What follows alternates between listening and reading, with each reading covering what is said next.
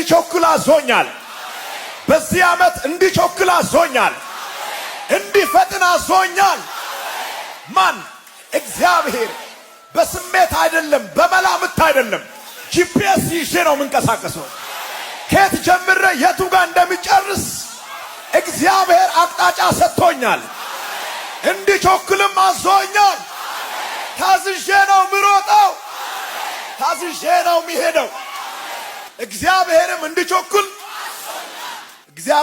እንዲቸኩል አዞኛል። የግብፅ ንጉሥ ኒካው ለኢዮስያስ ነው የተናገረው። በሚዋጋበት በሌላ ቤት ላይ ነው እንጂ ባንተ ላይ አልመጣሁም።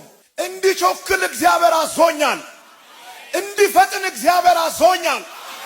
ታዝዤ ነው የሚፈጥነው። ፍጥነትን ለመቆጣጠር ካሰብክ ከኔ ጋር ያለው እግዚአብሔር ያጠፋል።